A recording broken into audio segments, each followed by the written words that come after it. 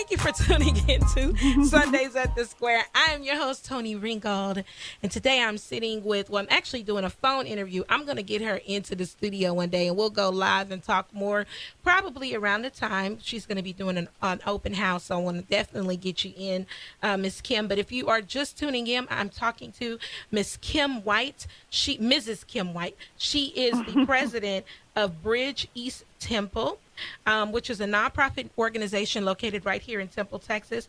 And their biggest undertaking right now, which I think is so amazingly dope, is called the 411 House. And it is for young boys in East Temple. So tell me about some of the things that you guys offer at the 411 House. Well, right now, so like I said earlier, we've really only been up and running for a couple months now. So what we've started with are our Wednesday night dinners, is what we call them.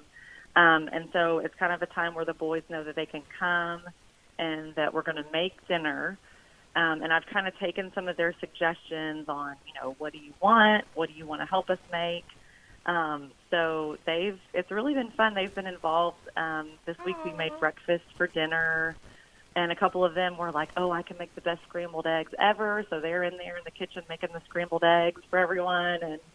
And we made waffles and, put whipped cream and strawberries. And so we kind of like to just make it like a fun kind of hangout event right now. And, they get a game of knockout going in the backyard and different board games. And we have a music room that I know you would love and need to come see. Yeah. So I would love to come see just it. Just like some of those microphones, that you can connect to your phone, and so they'll make up songs. And so right now it's really just about kind of opening up and letting the guys know, like, hey, we're here, and we want to be here for you and get to know you. And, you're trying to build that rapport. Exactly. You want to build a rapport and get them comfortable with coming and knowing, hey, look, we're not going anywhere. This is consistent, and building that trust. I love it. Yes, and I'm a big fan. I just think that anything that you any program that you try to do just really needs to be based on relationships. And so I think as many of those relationships as we build, the further we can go with the guys and the more that we can do with them. You said a mouthful. You did. The building the relationship part is so important because if you can gain a kid's trust and they can see that you really care about them and that you are interested in them succeeding, that makes a huge difference. They can receive from you. They can listen. If they're making a choice that's not the best, you can sit down and talk to them, and they will be more apt to listen to you and even just to feel comfortable even talking to you about some of the things that they face when you build that rapport. So I love that approach. I really do. Yes. And a lot of these kids we've known for 3 to 4 years.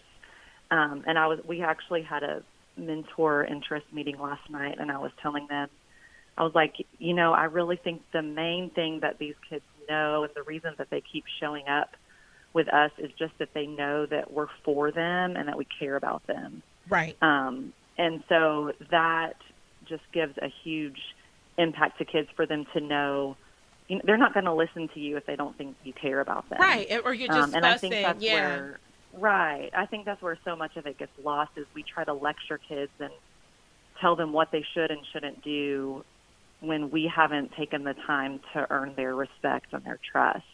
See, so I love that's a huge part of it. Earn their respect and their trust. Mm-hmm. Yes. So every kids Wednesday. Are smart. They know. Right. Now, do you have like a registration criteria for kiddos that young boys, and what's the age that it starts at? So the age is 9 to 16. Okay. Because we kind of want to catch them a little bit before that preteen age. Right. But also want it to kind of be a space for the older kids, so that the 3-year-old baby brother or sister isn't always, it's a place where the boys can kind of get away and just be kids for a little bit. Yeah. They don't have to, be big brother all the time. Right. Yeah. And other than that, there's really no requirement. We don't charge a fee. We just, have a waiver that a guardian needs to fill out for them to come and be involved. And other than that, if you want to show up, then come on. Awesome. Yeah. Awesome. Oh, that's wonderful. That's wonderful, and it gets everybody, like you said, get everyone in. What is the goal? Why do this? Why open up this house? We saw amazing kids and amazing boys that we got to know over the years that just had a lack of opportunity and a lack of people that were willing to actually show up and put in the time for them. And some of that is because of some of that is mom might be working all of the time, and often what we saw was dad was not in the picture. And that wasn't always the case, but often that was what we saw. And so we just felt like the kids needed someone to show up for them consistently. And then something to do. The way that kids learn the most is through experiences and through doing things. And school is great for that in some ways, but if you think about it, there's just so much that kids learn outside of school, whether it's, going to work with a parent for a day or just seeing the life of their parents and other adults in their lives. And so we saw a lot of kids end up making bad decisions, and it was so hard to watch because I knew the side of them that was an awesome kid that was capable of amazing things. Right. But I felt like life had just kind of set them up to make these decisions. Yeah. And I love that you recognize happen, that. I love that you recognize that, because that's exactly what it is. You're living in an area that's, socioeconomic disadvantaged. Disadvantaged, you don't have a lot of options. You don't have a lot of examples. You don't have an outlet. You don't have people like yourself consistently coming in and trying to make a difference. And if you do, it's few and far between, but you have more negative influences than there are positive. So that makes my heart, it breaks my heart too when I see it. Especially kids that are really, really talented. My heart is for creatives, because the world is, even especially in, in a lot of areas that are poorer, it's all about, the sports, because if you play basketball good, one day you might get in the NBA, and it's that pipe dream of, hey, I'm going to, play basketball and be like LeBron James, when, that's like a 1 in a million type situation and scenario. But there are some kids that are very, very creative, and they, they're singers, they're musicians, they're writers, they're painters. But nobody looks at them and takes them serious, because what they do is not important enough. And so for me, the creative side is what I'm really geared towards, because I had good teachers that made me feel amazing for having a gift. And I want to be able to have, and it built confidence in me. And I want kids to be able to have that same confidence built in. When you're good at something, you have a sense of ownership behind that. Yeah. So, it's like, I'm a singer, and that's what I do, and so it's really important. Like, even with the 411 house, it's like, that's their place, that they can go to and they can call their own.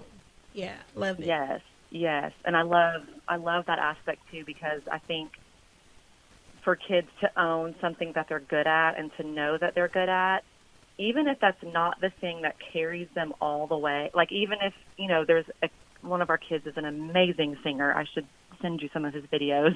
Yeah. But, even if that's not the thing that carries him all the way, to just have that experience and that investment in, like, you are good at this, and building that confidence, and then knowing the next thing that comes along, like, I can do that too.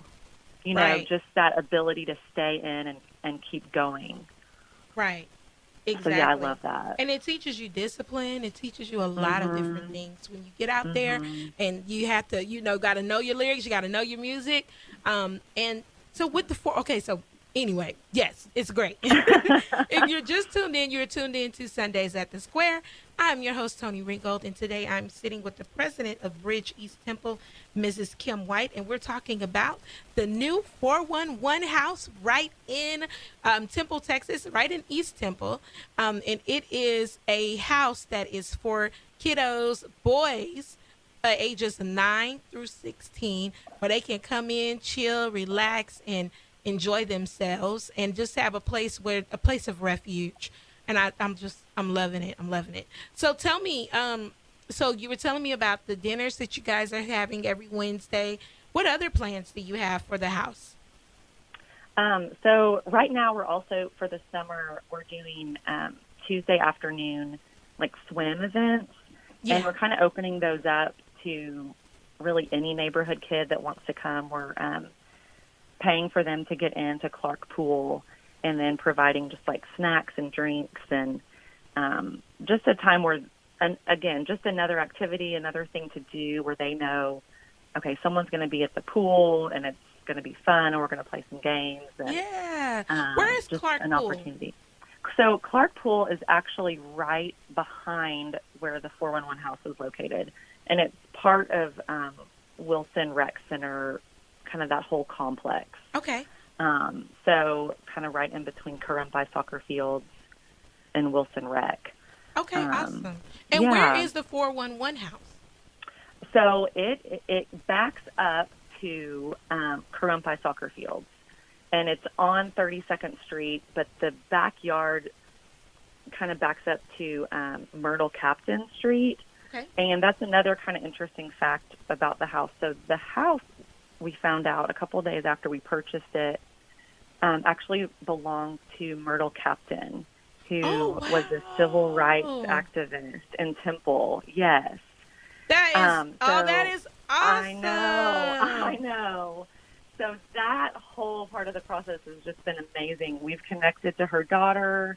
We've purchased some of her books and found some quotes and things that she wrote in the books, and have those displayed in the house.